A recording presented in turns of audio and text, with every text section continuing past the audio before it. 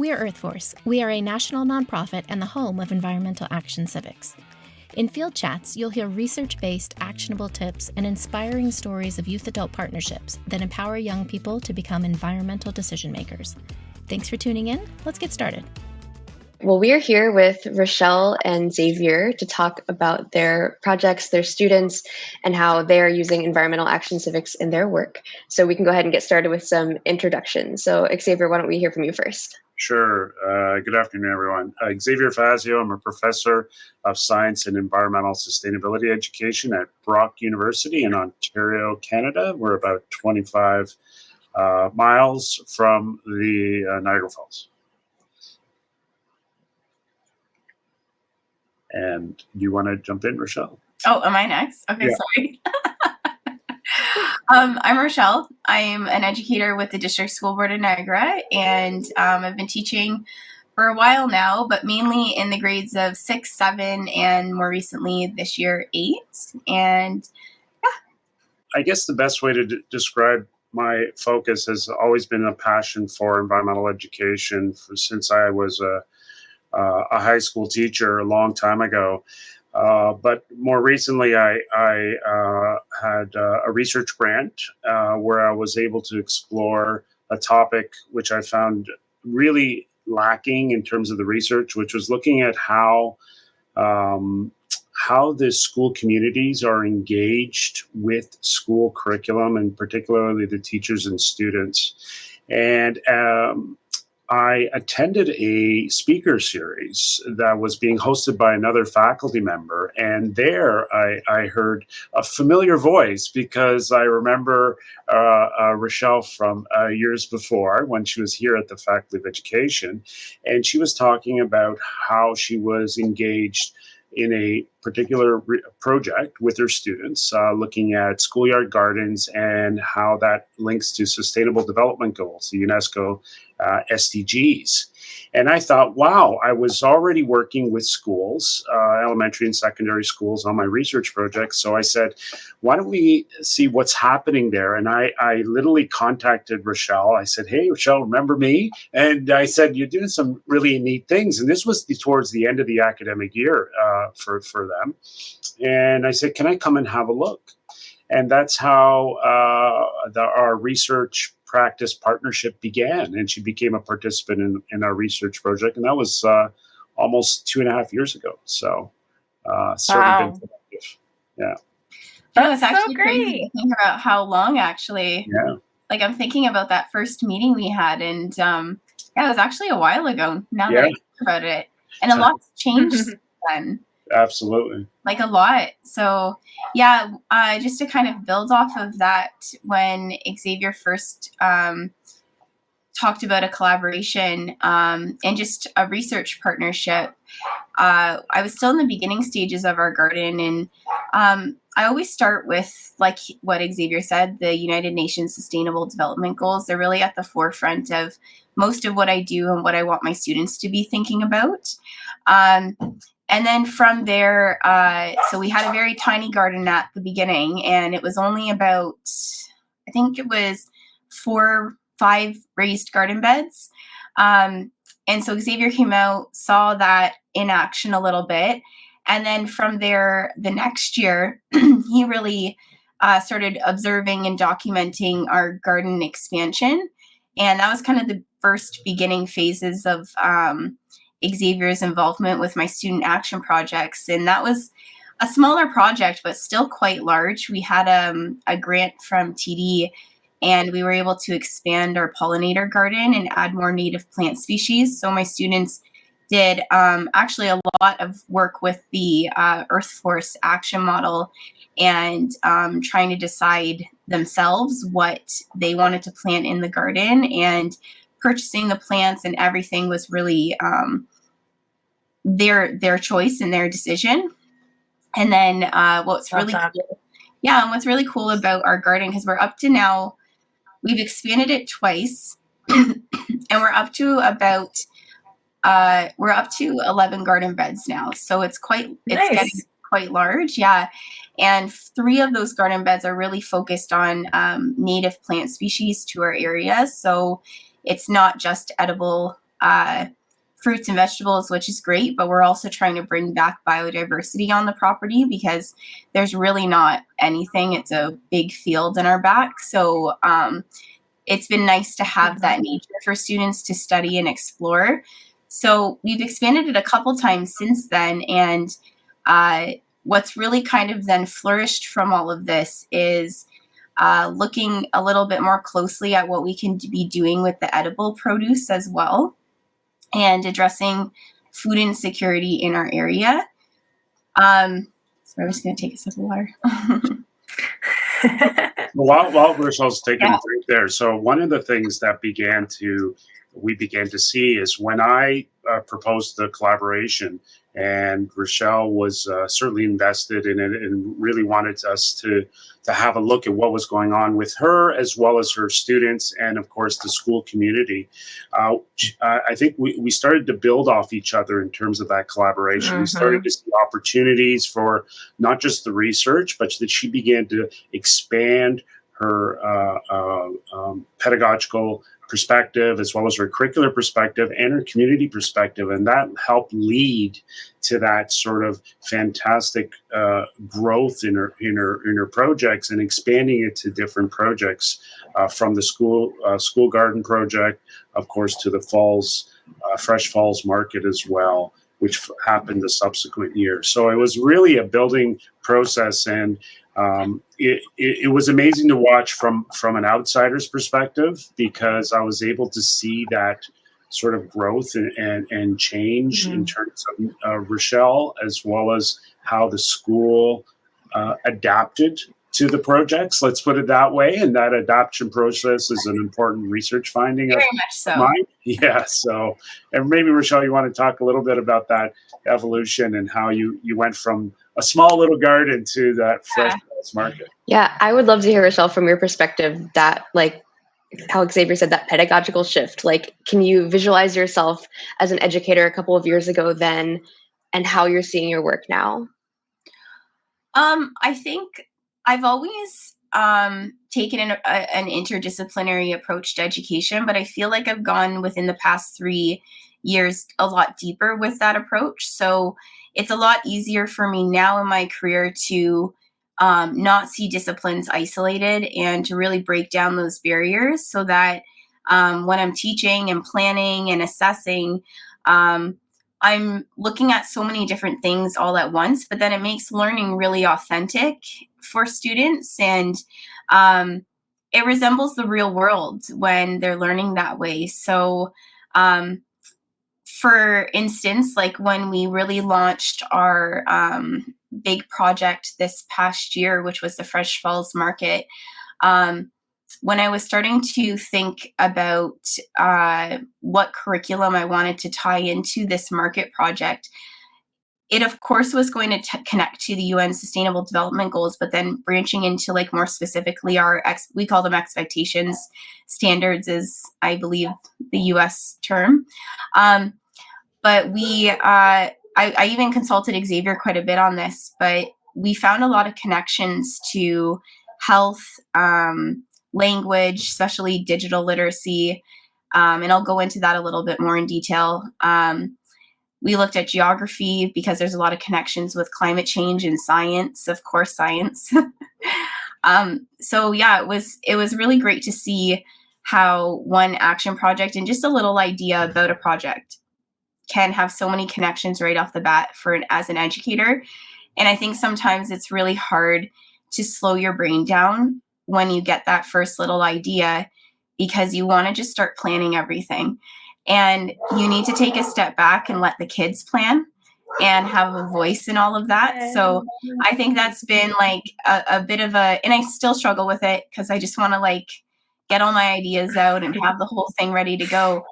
But it's important to, yes, develop some of that curriculum initially and have a game plan, but then really take a step back and let the kids go through the motions of the action project and what they want to do, because you'll be surprised with what they come up with. And so initially, like, a lot of the things that Xavier and I would talk about are kind of what is my role, and how am I connecting with community partners, because that's such a huge part of action project planning. So I've been very fortunate to work with our public health nurse in our school.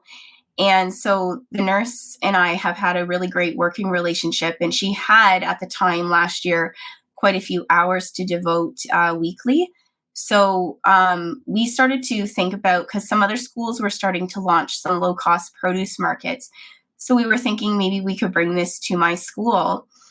And my brain just started spinning, because there's so many ways that I can see not only that connected to the UN Sustainable Development Goals, but then also connected to the garden that's now functioning. I've done a lot with indoor hydroponics with my kids. So how can that be tied in?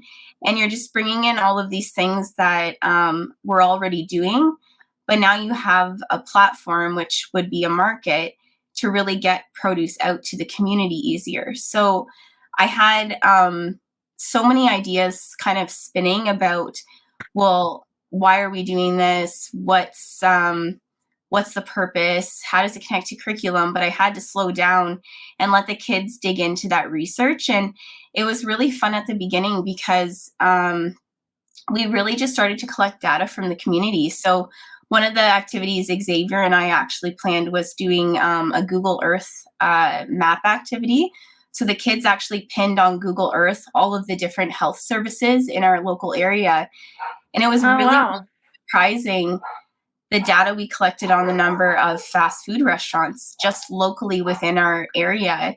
And we also discovered that the farmers market that was really close and walking distance to our community is moving, or was moving at the time. And so because that was moving, there wasn't going to be that local produce vendor anymore, like that would be within walking distance. So from there, we started to kind of think about, okay, and in my head, I'm like, I kind of know where I want this to go. The nurse and I do, but we had to think about, okay, we want them to kind of have that joy of figuring out an idea. So eventually they proposed some ideas, and a couple of them started suggesting markets. And that was great, because then we're like, okay, we kind of have an idea. We know who we could reach out to for funding and support. And from there, it was really their voice at the forefront of everything. But then almost as an educator, you're kind of guiding and facilitating a little bit, help them get there. But yeah, then everything was them. From there, it's so easy. Once you have that idea, not easy, but from there, it's they're the ones planning, marketing, coming up with the name, designing the logo, coming up with their roles and responsibilities, conducting research on how markets function, the design of market stands, researching where the produce is coming from. We did some really cool activities actually looking at where the produce we were going to order, where it came from around the world, because some of the produce wasn't local. And we calculated not only the distance, but also the carbon emissions that then were produced from those that produce. So we looked at all our traveling vegetables, and it was shocking, because some of the bok choy that we were going to order came from Shanghai, but then some of the bok choy also was grown in our hydroponics.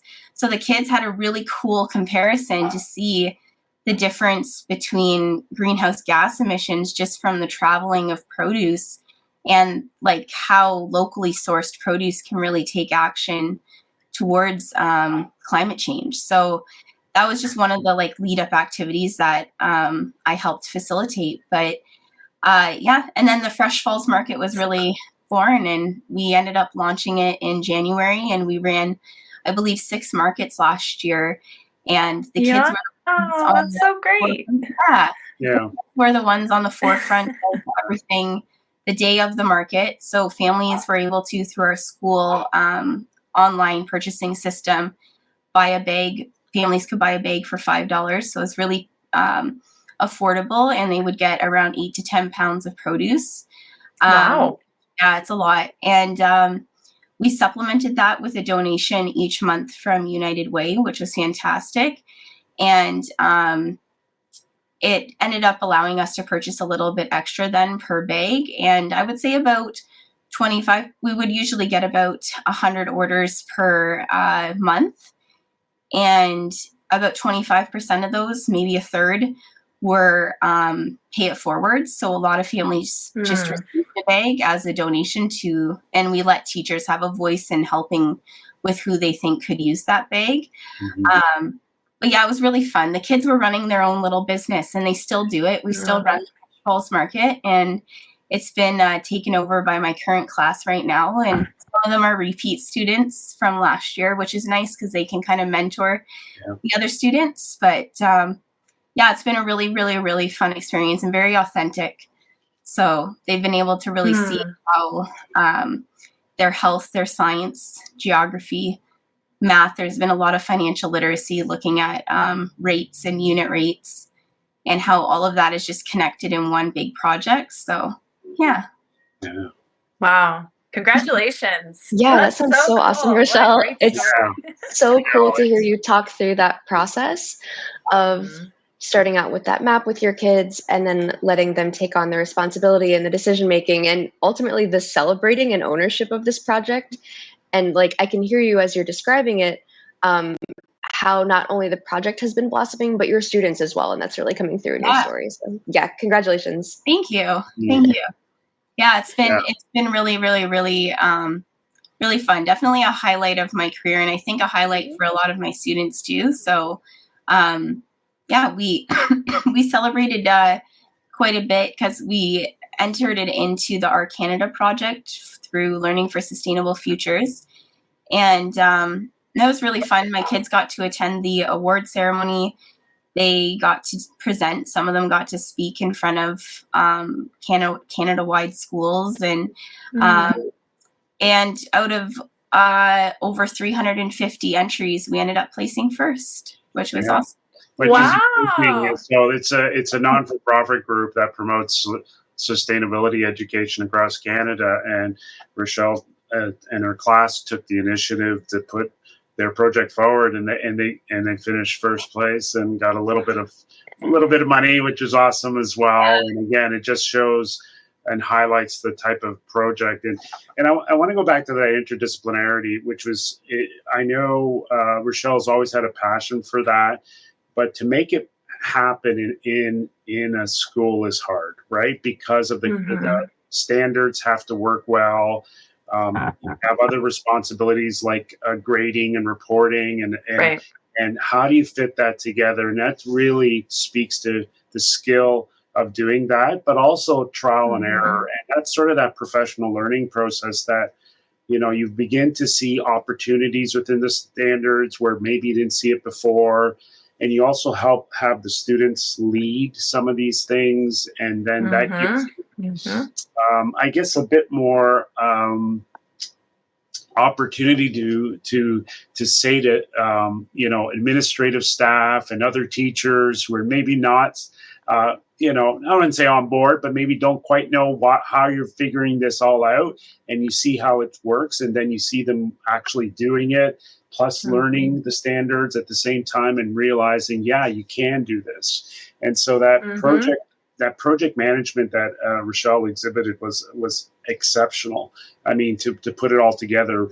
And then, of course, watching the youth-adult partnership idea, the teacher students, and of course, community members as well, coming together. And if you watch from a distance, I remember sitting there watching them at the market, and my research assistant as well commented about this.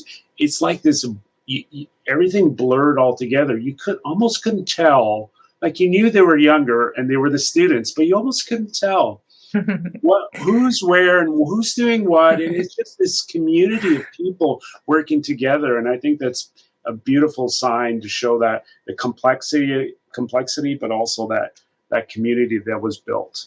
And Rochelle was certainly the linchpin for that.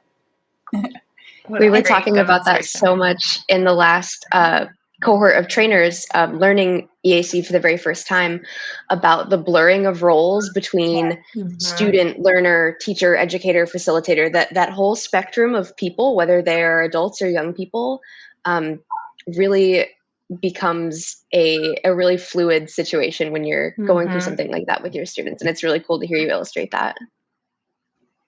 Yeah, I it's love it. really fun. I think that's the biggest, one of the biggest hurdles, I think, is moving away from that traditional thought of the teacher in the room as the expert.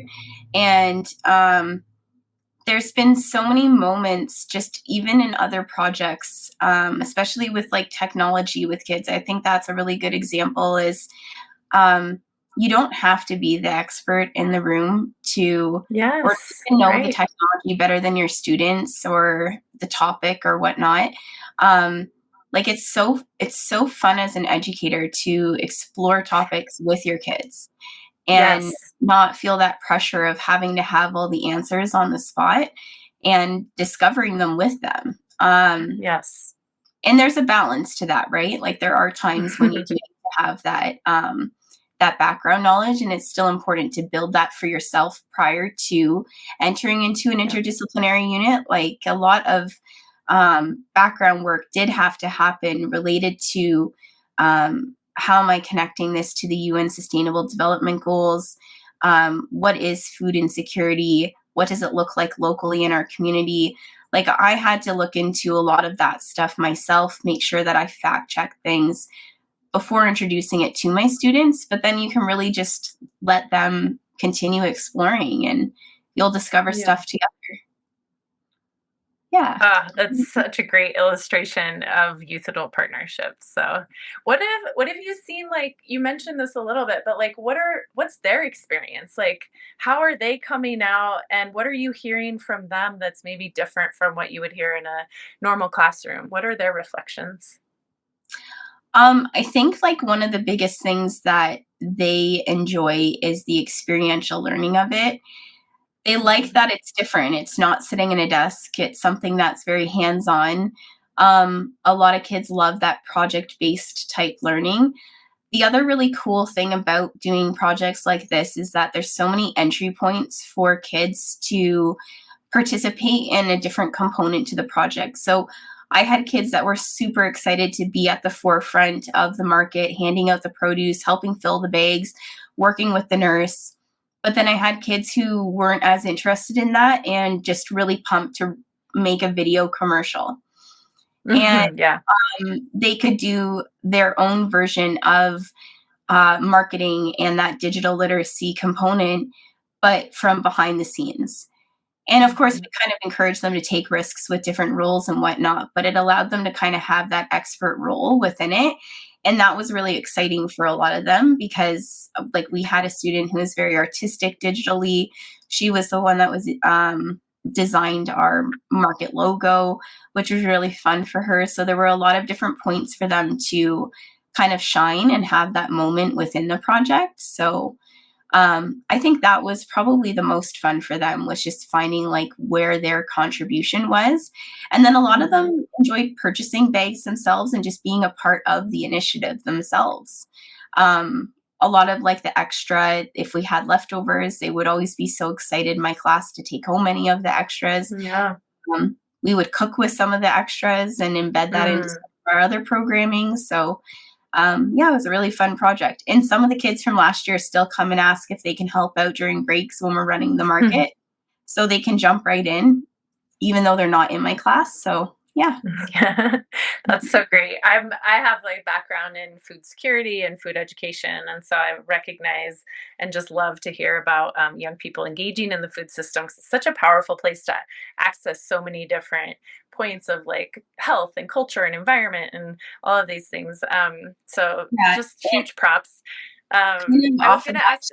Oh, sorry. One more thing on that, actually. Yeah. I feel like just speaking to what the kids are saying, I found that the topic was extremely relatable for the kids because like when we initially collected a lot of that data, part of the data, not only did we do the mapping activity, but we sent home family surveys.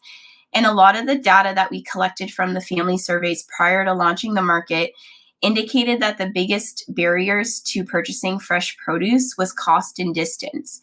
And then a lot of the kids were like, oh man, yeah, those grocery prices, like they just knew. They hear their parents complaining about it. They know that they know that it's a struggle, and a struggle for a lot of people. Like, not like a lot of people are struggling with the cost of food. It's very inflated right now. So it's just a relatable topic in general that they were able to then take action towards. It's very like close to home.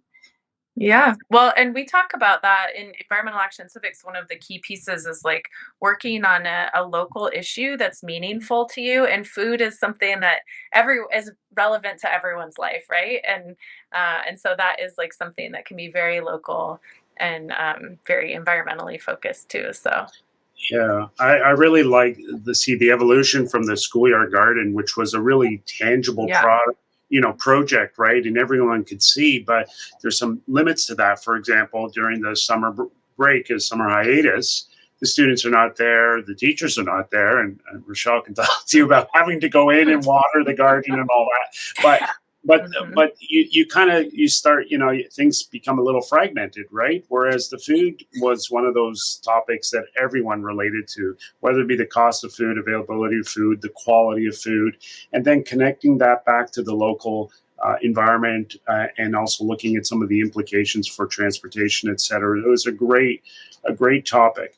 And what I like about this is that we don't have a food unit or agricultural unit in our curriculum standards here in our area, which is unfortunate, even though it alludes to it, but there's nothing specific. So teachers don't really have to do anything about food other than through the health program where they talk about healthy living, healthy eating. But again, through that interdisciplinary lens, Rochelle was able to piece it together quite easily and recognize that this is a viable topic, and it fits so well into the not just the curriculum, but also the local community. Mm-hmm. Yeah. Meaningful. Yeah, it's interesting how so much of it was also connected to just geography as well, and looking at agriculture globally. There's so many connections towards that, and then also health. And then you tie in the climate action with science, and there are not as many expectations focused specifically on food, but definitely climate action and environmental impact of different science concepts. So, yeah. Well, oh man, Rochelle and Xavier, we could talk to y'all forever about this. Trust us. We are just as jazzed as y'all are. But I want to, on our way to wrapping up, just ask you all one kind of quick reflection question, which is often my favorite question to ask students, so I'll ask it of you as well, is if you were to give a piece of advice to someone in your shoes embarking on this process for the first time, what's one thing that you would tell them? Do you want to go first, Xavier? Yeah, maybe I'll go first. Honestly, I think one of the most important things to do, and Rochelle knows because I've stressed to her many times, is find. I know what you're going to say. You know what I'm going to say. Find a colleague, find a support individual, hopefully in the school, Yes. but even at another school or at the university or somewhere. So you can not only bounce ideas off, but collaborate and share and use that individual and support each other during the process, because it is a process to get here. You can't go 100 miles an hour right off the bat and jump into these projects, because they are overwhelming, and that's how people kind of say, oh, it's too big, I can't do it, it's et cetera. So find that important person or someone at least who understands you and can support you on your journey. I think kind of to branch off of that, like just kind of moving towards that support component to projects like this. I think one of the things that has really helped is reaching out to different organizations and seeking the funding that you need to make some of these bigger projects happen. And that can seem really daunting, but there's a lot out there, especially focused on environment. There's a lot of support and grants and resources, not even money, but just resources out there that have been beautifully designed, like the Earth Force resources that can help you support with the cycle of an action project. And you don't have to then make everything from scratch. There's a lot of starting points. out there that follow a model of inquiry that's important for a project like this and will help you see how the student's voice can be at the beginning. I think that's really important. It'll help guide you there. Yeah, I think, and that's just great. I mean, it sounds kind of like cheesy maybe, but take risks, I think, is like probably the biggest one. Is it's scary, but you'd be really surprised with how rewarding it can be. And I feel like these projects are the things that help me continue and change things up over the years and fuel me with my students. So it's really different year to year.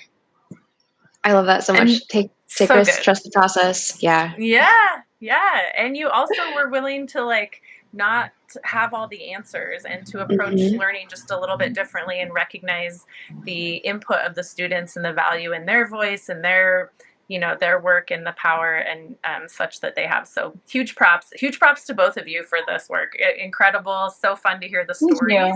It makes the work we do really, really exciting. And it's great to hear those voices directly from y'all, those stories. Yeah. So big props and thank you so much for coming on to share your story with us. No, and thank you for the opportunity. I appreciate it. And thank you for the Earth Force resources because they've been instrumental in moving this work forward. Awesome. Thank you so much.